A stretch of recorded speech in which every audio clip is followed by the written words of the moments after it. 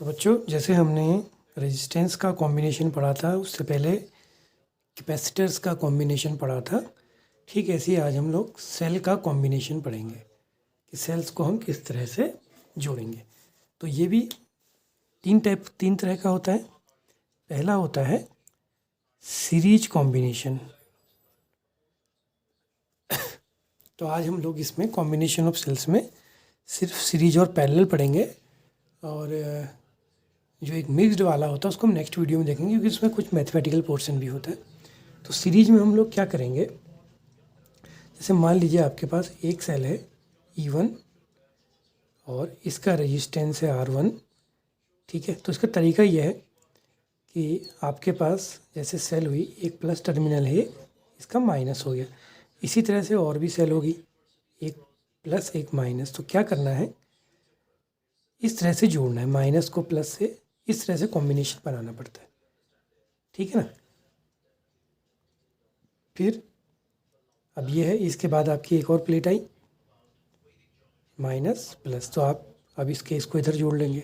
तो ये पहली थी, माइनस प्लस, प्लस माइनस से जुड़ा, फिर ये इधर से। इस क्रम को आप कंटिन्यू करते जाइए। इस तरह से सेल का सीरीज कॉम्बिनेशन बनता है, यानी कि माइनस को प्लस से जोड़ते हुए जो हम बना देंगे, इस तरह से हो जाएगा ये। यानी कि ईएमएफ की सेम डायरेक्शन में आप इसको ऐड कर देंगे। और इस तरह से मान लिया हमने एन सेल जोड़ दिया, और मान लिया थोड़ी देर के लिए एजम यू कर लेते हैं कि अगर इसका E1 ईएमएफ, इसका E2, इसका E3, और ऐसी एन सेल है इसका EN। तो तरीका ये था कि सबके ईएमएफ सेम डायरेक्शन में हो, इस तरह से ऐड करा जाएगा।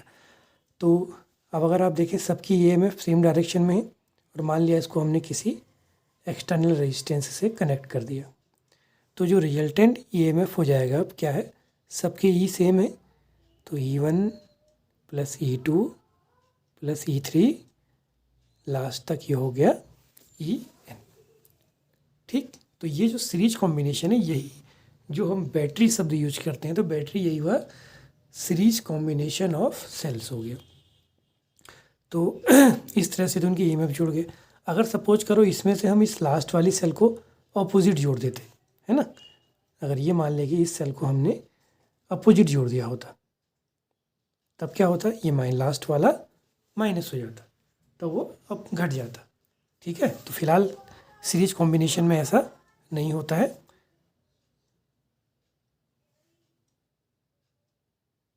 अच्छा, इसी तरह से हमारा इनकी internal resistance R1, R2, R3 और N तक कितने हो गए, मान लिया Rn। तो जो रिजल्टेंट इंटरनल रेजिस्टेंस सबका हो जाएगा, वो सब सीरीज में ही जुड़े हैं, तो R1, R2 से लेके Rn तक।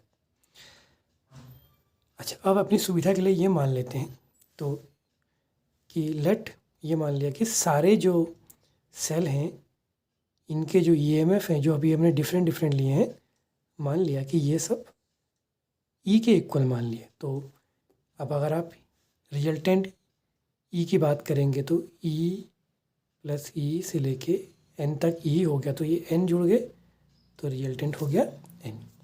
तो यानी कि इन सब में अगर सबकी ईएमएफ अगर हम सेम कर दें, ऐसे ही सबके इंटरनल रेजिस्टेंस को भी सेम कर देंगे, तो जो हमारी अब एक रिजल्टेंट बैटरी इनकी बन गई, उस बैटरी का जो रिजल्टेंट ईएमएफ हो गया वो NE हो गया। और ऐसी रिजल्टेंट जो इनका इंटरनल हो जाएगा, वो R प्लस R से लेके NR। और ये एक्सटर्नल हो गया। अब आपको इसमें करंट निकालनी, फाइंड करना है।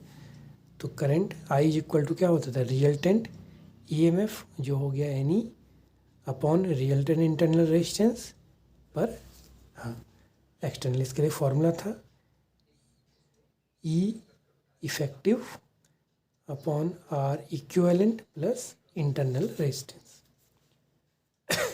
अब अगर इसके अकॉर्डिंग चलें,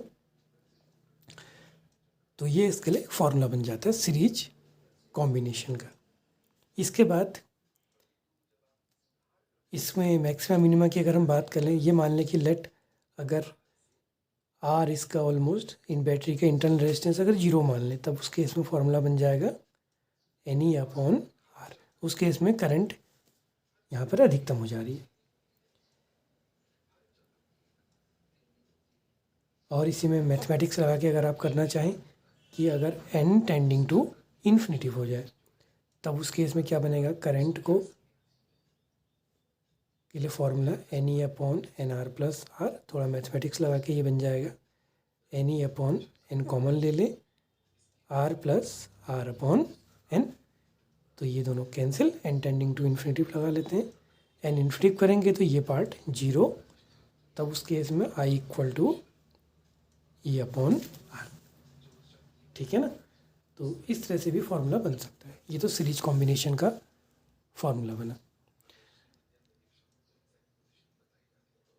अब इसी में पैरेलल का फॉर्मूला बनाते हैं अगला। तो पैरेलल की कंडीशन सिंपल है, प्लस वाले सारे एंड एक और जोड़ेंगे, माइनस वाले सब एक और जोड़ेंगे, जैसा कि हम लोग करते थे ना पैरेलल कॉम्बिनेशन में रजिस्टर में, कि सपोज ये बैटरी का प्लस है माइनस, हर रजिस्टर का एक एंड एक और, दूसरा एंड दूसरी ओर, फिर अगले वाले को भी प्लस और माइनस के ही डायरेक्ट जोड़ा जाता था। तो सेम वैसी बैटरीज के लिए भी होगा, सबके प्लस एक और, सबके माइनस एक और। जैसे मान लो कि ये बैटरी एक और एक बैटरी ये है, एक सेल ये है, इसी तरह से एक सेल ये है, तो क्या करेंगे, प्लस सबके एक और जुड़ जाएंगे ये, ठीक। ऐसे ही माइनस सबके एक ही पॉइंट पर। तो ये होता है सेल्स का पैरेलल कॉम्बिनेशन। अब इसको ज़रा सिंप्लीफाई कर लेंगे तो कुछ इस तरह का फिगर बनेगा। मान लेते हैं कि सारे के सारे सेल्स की ईएमएफ एक ही है और रेजिस्टेंस इंटरनल भी सेम है, तो कुछ इस तरह का फिगर बनेगा।